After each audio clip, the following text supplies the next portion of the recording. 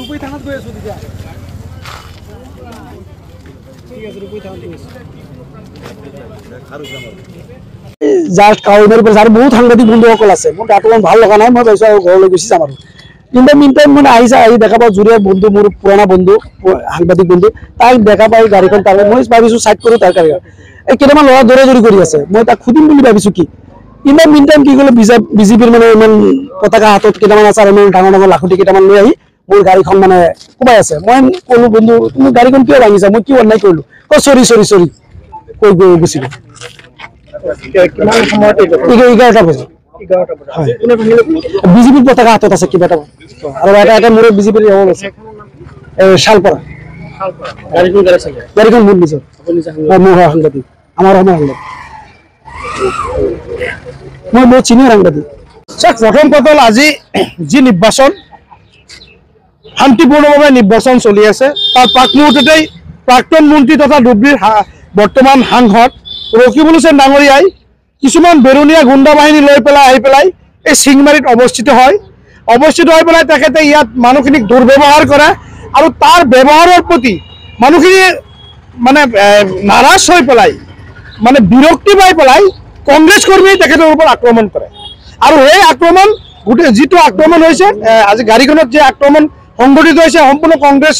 কংগ্ৰেছে আক্ৰমণ কৰিছে আৰু ৰকিবুলৰ বেৰুনীয়া গুণ্ডা বাহিনীয়ে আক্ৰমণ কৰিছে মই ধিক্কাৰ দিছো সাংবাদিকজনক মই ধিক্কাৰ দিছো গৰিহণা দিছো কাৰণ সংবাদকৰ্মী এজনে বাতৰি পৰিবহন কৰিব আহাত সংবাদকৰ্মীক যে ৰকিবুলে এনেকুৱা ধৰণৰ ষড়যন্ত্ৰমূলকভাৱে কংগ্ৰেছে গুণ্ডা বাহিনী যে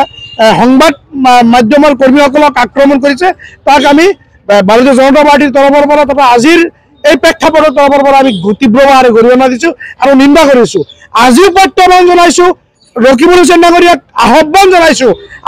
আপুনি এতিয়াও আপুনি বুজিবলৈ চেষ্টা কৰক আপোনাক এতিয়া ৰাইজে প্ৰত্যাখ্যান কৰিছে সামগ্ৰী বাই ৰাইজে আপোনাক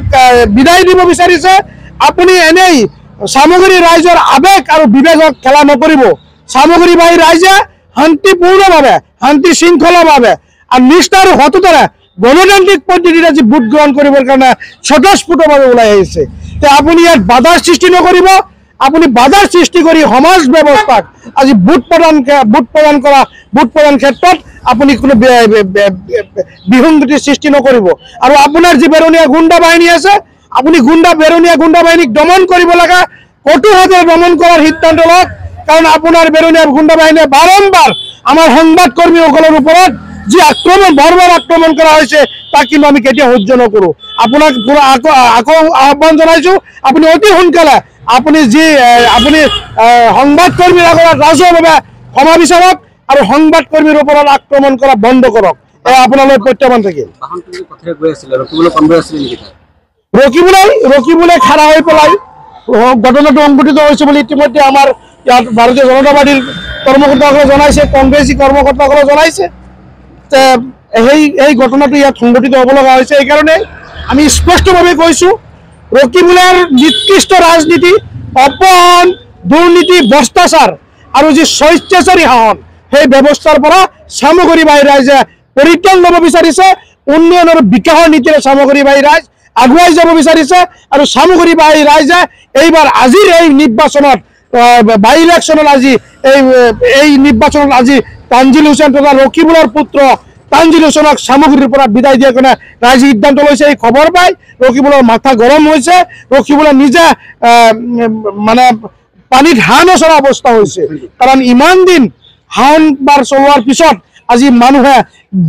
নিৰ্বাচনৰ দিনত এটা গো বেগ দিছে। ইয়াতকৈ আৰু দুঃখজনক কথা, লজ্জাজনক কথা একো হ'ব নোৱাৰে। য'ত প্ৰায় ৩৫ বছৰ শাওন কৰাৰ পিছত সেইখন সমষ্টিৰ পৰাই যে আজি তাক গো বেগ দমনি দি পেলাই ৰাইজে চিৰ বিদায় দিব বিচাৰিছে। মই ৰাইজক ধন্যবাদ জ্ঞাপন কৰিছোঁ, কৃতজ্ঞতা জ্ঞাপন কৰিছোঁ। সামগ্ৰী বাহিনী ৰাইজে বুজি পাইছে অপমান, অত্যাচাৰ, ভ্ৰষ্টাচাৰ আৰু ৰোহন ৰাজনীতিৰ পৰা সামগ্ৰী ৰাইজে পৰিত্ৰাণ ল'ব। তাৰ বাবে সামগ্ৰী ৰাইজক মই ধন্যবাদ জ্ঞাপন কৰিছোঁ।